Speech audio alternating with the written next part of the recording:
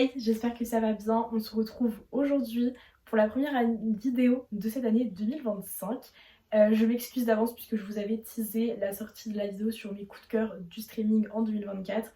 Il s'avère que la vidéo qui doit sortir aujourd'hui, c'est celle sur À contresens de la critique du livre par rapport au film. Donc on va sans plus tarder s'y attaquer dès maintenant. Just a kiss too late, same old tired mistakes couldn't take the weight any longer. Juste avant, petit disclaimer, il y aura dans cette vidéo des spoilers concernant le livre et le film À contresens 2.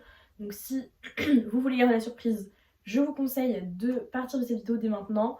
Autre petit élément, je suis malade, j'en suis consciente, j'ai attendu le plus tard possible, on est la veille de la sortie de cette vidéo, je ne peux pas faire plus, donc je m'excuse si ma voix n'est pas très entendable. Je vais aujourd'hui ne pas trop m'attarder sur les personnages que j'ai déjà évoqués dans la partie 1 de cette critique que je vous avais faite durant l'année dernière, que je vous remets dans le petit si jamais ça intéresse pour le premier volet, et on va du coup s'attaquer maintenant aux différences et aux similitudes. La première différence entre les livres et les films, c'est la manipulation que Michael a envers Noah tout au long de l'œuvre. Dans les livres, Michael et le psy de Noah, ils ont énormément de rendez-vous ensemble, du coup il sait pertinemment ce qui se passe dans la vie de Noah, que ce soit avec son couple, avec sa mère, avec les séquelles du décès de son papa. Alors que dans le film, et bien finalement on n'entend pas trop parler de cette relation de psy et de patient. On a vraiment une relation plutôt amicale qui d'ailleurs est pas forcément non plus très présente à l'écran. On les voit ensemble seulement 2 ou 3 fois et ils sont rarement seuls. C'est du coup une des raisons qui va permettre entre guillemets à Michael, attention spoiler, d'abuser de Noah à la fin du livre. Chose qui n'est pas qui ne se déroule pas vraiment de la même façon dans le film, puisque on ne voit pas d'abus dans le film. On voit simplement que Noah se réveille après la relation sexuelle qu'elle a eue avec Michael, mais on ne sait pas ce qui s'est passé. On estime que Noah était consentante. Nicole Wallace a d'ailleurs parlé de ça en interview, puisque beaucoup de gens en ont discuté. Il paraît que c'est les fans qui avaient fait la demande, puisque dans le livre, il n'est pas très clair si Noah est consentante ou non lors de cette relation sexuelle, car Michael a mis quelque chose dans son thé, je crois que c'est un thé qu'elle buvait à ce moment-là, et les fans n'étaient pas très d'accord avec la façon dont ça avait été écrit.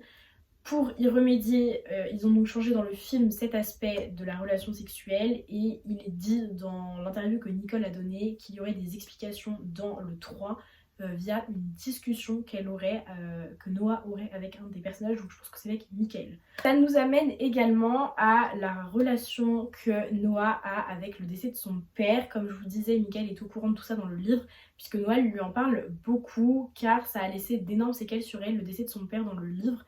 Contrairement au film où, hormis le fait qu'elle soit un peu triste et nostalgique du fait que son papa soit décédé il y a près d'1 an au moment où les faits se déroulent, et bien finalement dans le film c'est plus trop une intrigue qui nous intéresse, c'est même d'ailleurs totalement écarté du film, alors que dans le livre c'est quelque chose de très récurrent. Noah fait énormément de cauchemars par rapport à ça, et Nick, contrairement au film, ne l'apprend pas à table puisque Noah lui en parle. Et c'est d'ailleurs une des raisons pour lesquelles il l'incite à emménager avec elle dans le livre, chose qui n'est également pas présente dans le film, puisque ce n'est pas la raison que Nick donne à Noah pour l'inciter à emménager avec lui. D'ailleurs, il n'insiste pas vraiment tant que ça dans le livre, alors que dans le film, alors que dans le livre, justement, il est très présent pour Noah, et on le voit beaucoup plus distant dans le film.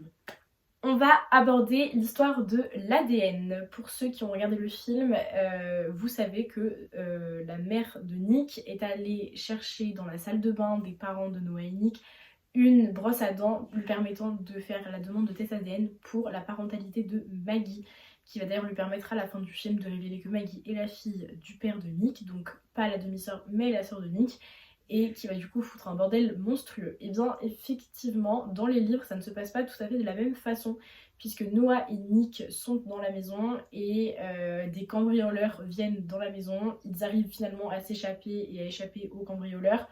Les autorités arrivent et personne n'est blessé, tout le monde va bien, mais c'est un vrai cambriolage Et ça permettait à la maman de Nick de ne pas salir les mains. Je sais plus si c'est grâce à cet événement qu'elle a réussi à faire prouver la parentalité du père de Nick sur Maggie. C'est pas vraiment l'élément important, tout ce qui compte là-dedans c'est que Noah n'était pas responsable de ça dans le livre et donc ça aurait peut-être pu finir différemment dans le film si Nick ne l'avait pas appris, puisque il n'aurait pas vraiment eu de raison de lui en vouloir. Le bisou entre Nick et Sophia ne se déroule pas du tout de la même façon dans le livre. La relation que Nick et Sophia entretiennent est tout à fait platonique dans le livre. Sophia est quasiment identique à son personnage dans le film. En revanche, Nick, il est encore plus platonique, puisque là, il y a quand même un petit peu des jeux de... pas de séduction, mais il y a quand même un peu de rapprochement entre les deux, qui pourrait porter à confusion ou... voilà, on peut quand même y retrouver de l'ambiguïté. Ça n'est pas du tout apparent dans le livre. Quoi qu'il en soit, Nick, après l'avoir embrassée, part directement voir Noah, s'excuser, la supplier de lui pardonner parce qu'il ne veut pas qu'elle lui en veuille. Chose qui ne se passe pas du tout dans le film, puisqu'ici il embrasse volontairement Sophia devant Noah afin de lui faire regretter ce qu'elle vient de détruire. Donc niveau maturité, on a un Nick beaucoup moins adulte dans le film que dans le livre. On va revenir rapidement à Michael. C'est Nick qui a encouragé Noah à suivre une thérapie à la suite du décès de son papa. Toute cette relation autour des cauchemars et de la thérapie et de Michael, elle a vraiment été encouragée par Nick dans le livre. Et c'est quelque chose qu'on ne retrouve pas du tout dans le film, puisque Nick est tout à fait inconscient de tout ce qui se trame avec Michael, avec les cauchemars de Nicolas, de Noah, avec le fait qu'elle vienne s'installer chez lui, parce qu'en vrai il lui demande, mais il n'est pas très insistant dans le film, alors que dans le livre il est vraiment très très très très convaincant pour la faire venir dormir, enfin habiter chez lui. Et c'est un aspect qu'on ne retrouve pas du tout dans le film. La scène finale du livre et du film ne sont pas les mêmes, je m'explique. La scène que vous voyez quand Noah arrive sous une pluie battante avec la veste de Michael ne se déroule pas tout à fait de la même façon dans les livres, puisque Nick quitte Noah quand il apprend qu'elle l'a trompé, il la voit avec la veste de Michael, il comprend, et on pourrait penser que ça s'arrête là, comme dans le film. Or, dans le livre, Nick va aller par, on va dire, souci d'ego, frapper Michael jusqu'à l'envoyer à l'hosto et éviter de justesse la prison grâce à son père. Et dans le livre, dans le film, on n'a pas le après. Alors est-ce que c'est quelque chose qu'on aura dans le film 3 où ils vont aussi un peu intégrer cette partie qu'on a tous l'impression qu'il manque à la fin pour les lecteurs? C'est possible. Je sais pas. Honnêtement, je sais pas, parce qu'on voit Nick partir alors qu'il sait pertinemment que Michael est là. Et à ce moment-là, Nick dans le livre ne sait pas que Noah s'est fait abuser par Michael, puisque Noah n'est pas non plus consciente de ce qui lui arrive. Elle sait qu'il s'est passé un truc, mais vu qu'elle ne se rappelle pas de ce qui s'est passé, elle dénonce pas Michael à ce moment-là. On va passer maintenant à l'aspect cinématographique. Au niveau des décors, donc de la ressemblance, du visuel, de la beauté en général, j'ai trouvé que c'était un film qui était sombre à regarder. Il y a pas mal de moments qui se passent à la nuit. Je trouve que ça m'a plus marqué que dans le premier, malgré que dans le premier on avait énormément de scènes de nuit. Là ça m'a peut-être un peu plus dérangé, ou juste j'y ai peut-être fait plus attention. Voilà, c'est pas forcément un élément négatif, juste je le pose. Et en termes de décor, je trouve qu'on voit pas beaucoup la maison de Nick et Noah. On l'a vraiment beaucoup vu dans le premier, et là elle était quasiment absente. On a plus vu la part de Nick pour le coup, qui évolue pas tant que ça, qui est pas meublée au cours du film, ou non, mis à part une barre d'attraction. Et ouais, je suis pas trop convaincue de l'utilité de ce meuble sur du long terme pour une vie de couple. Et j'aime beaucoup l'appartement de Noah, qui est pour le coup son appart universitaire extrêmement ressemblable à ce que j'aurais pu imaginer dans les livres, donc je suis très contente de ça.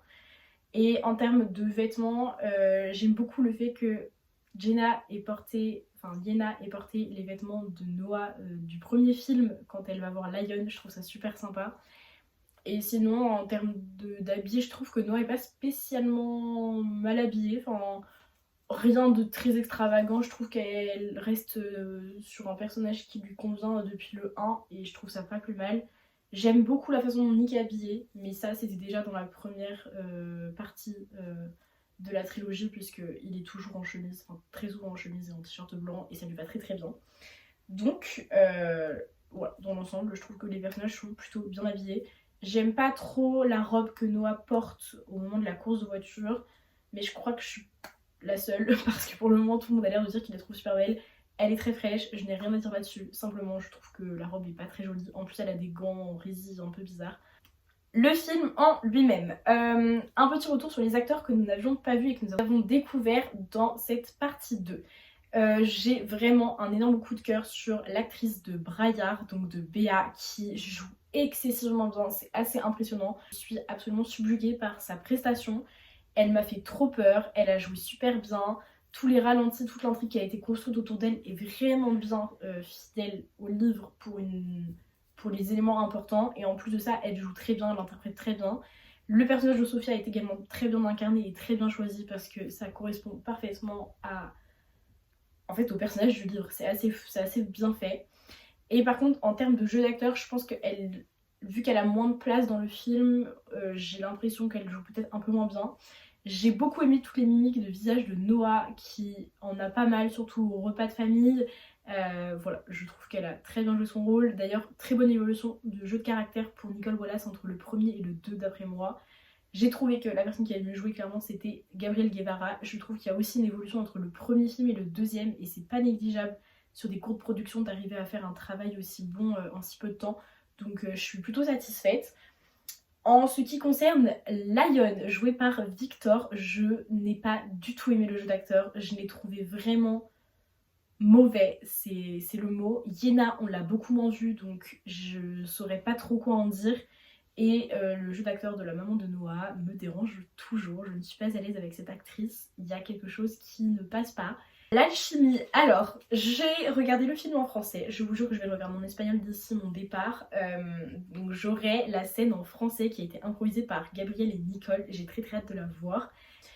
J'ai trouvé que l'alchimie restait de... peut-être pas de marbre, mais elle est toujours présente sur le plateau, malgré les différends entre les deux acteurs principaux. Si jamais vous n'êtes pas au courant, Gabriel et Nicole ne sont plus amis, malgré ce qu'ils peuvent en dire sur les plateaux. Voilà, je vous laisse aller faire vos recherches, mais à partir de la moitié du tournage du deuxième film, ils n'ont plus communiqué entre eux en tant qu'amis, mais simplement en tant qu'acteurs. Donc on aurait pu penser que le film n'allait pas forcément être très propre, et finalement on a été mauvaise langue parce que je trouve pas que ça se ressente à l'écran. En revanche, j'ai quelques problèmes avec l'intrigue. Bien que je vous ai évoqué des différences, je suis très contente de la majorité des similitudes que j'ai pu retrouver dans le film par rapport au livre. Ça m'a beaucoup satisfaite. J'étais même, en sortant du film, j'avais vraiment l'impression qu'il n'y avait rien qui avait été manqué. C'est juste le temps que j'en discute avec d'autres gens et que je me renseigne et que je me rappelle qu'effectivement il manquait des éléments importants. Mais j'ai un petit problème avec l'espèce de soirée bizarre qui se passe dans un bar quand il y a la baston avec le retour du frère de Ronnie. Cette intrigue déjà de Lion qui a besoin d'aller chercher de la drogue, je la trouve pas spécialement utile dans le film puisqu'ils n'en font rien finalement. En fait en 15 minutes elle est éjectée cette intrigue, donc je vois pas l'intérêt déjà de l'avoir inclus dans le film. La deuxième chose qui m'a dérangée, c'est de voir Noah qui s'incruste alors que en fait elle aime pas trop ce genre d'endroit et elle avait demandé à Nick de pas se remettre dans les embrouilles. Donc elle y retourne et en plus de ça, elle provoque une bagarre alors qu'elle déteste la bagarre, qu'elle se cache dès qu'il y a quelque chose qui ne va pas ou qu'il y a une violence qui commence à émettre de n'importe quel endroit. Elle est toujours la première à se mettre à l'écart du conflit. Elle se retrouve dans cette situation à provoquer un mec et à provoquer une baston et même à frapper un mec. Et en plus de ça, je trouve que cette scène est vraiment pas très bien ni jouée, ni chorégraphiée, ni filmée. Il n'y a rien qui va pour moi. On va faire un petit récap théorie rapidement parce que je sais qu'il y a beaucoup d'entre vous qui essaient de savoir quand est-ce que le film va sortir. La première info qu'on a, c'est qu'on sait personnellement que ça sortira cette année puisque les acteurs en ont parlé en interview et on nous a donné pour le moment une période qui serait plutôt au niveau de juin. Sauf que certaines personnes ont remarqué que la voiture avec laquelle Nick s'en allait à la fin du film, c'était écrit 0720. ce qui pourrait potentiellement dire que ce serait le 20 juillet. Donc on reste à peu près quand même dans les mêmes eaux, ça sera cet été. Ça, j'en ai aucun doute sur cette chose, vraiment je peux l'affirmer, je mets mes deux mains, mes deux membres et ma tête à couper qu'on l'aura cet été au plus tard. J'ai oublié de préciser que j'étais un petit peu déçue des musiques aussi dans ce film par rapport au premier, je m'attendais à mieux, sachant qu'il y a même des scènes qui nous ont été teasées comme la course de Nick et Noah sur la plage qu'on n'a pas vue. Et j'ai oublié de mentionner également qu'il y avait 2 références au premier film dans ce deuxième volet, qui était donc le moment où Nick fait semblant d'appeler Lion quand il est dans l'appartement de Noah, et ça fait référence à la première rencontre de Nick et Noah dans le premier film. Et quand Noah dit à Yenna que ce qu'elle dit est très profond et que Yenna lui répond merci, et qu'en fait c'était une scène que les deux personnages étaient déjà inversés dans le premier film quand Yenna disait à Noah que ce qu'il disait était très profond à la soirée où Noah était complètement arraché. Voilà, écoutez, en théorie, je peux vous dire, sans spoiler les événements qui arrivent dans le livre numéro 3, que si la production réussit à rester fidèle au livre, normalement nous avons une happy ending pour les 2 personnages. Je sais que beaucoup d'entre vous ont été déçus par la fin de ce deuxième film parce qu'il était beaucoup plus triste et beaucoup plus lourd et plus dark, mais ça va aussi avec une trilogie. On sait toujours qu'au milieu c'est toujours le moment de tension pour un couple. C'est ce qui s'est passé avec After, c'est ce qui s'est passé avec À tous les garçons que j'ai aimés. C'est toujours la période dans une trilogie où le couple va subir des pressions et va devoir surmonter des obstacles, et donc je trouve qu'il est quand même très bien fait dans l'ensemble. C'est un très beau film. Si on prend pas l'aspect adaptation, je pense qu'on peut vraiment féliciter le travail des acteurs et de la production.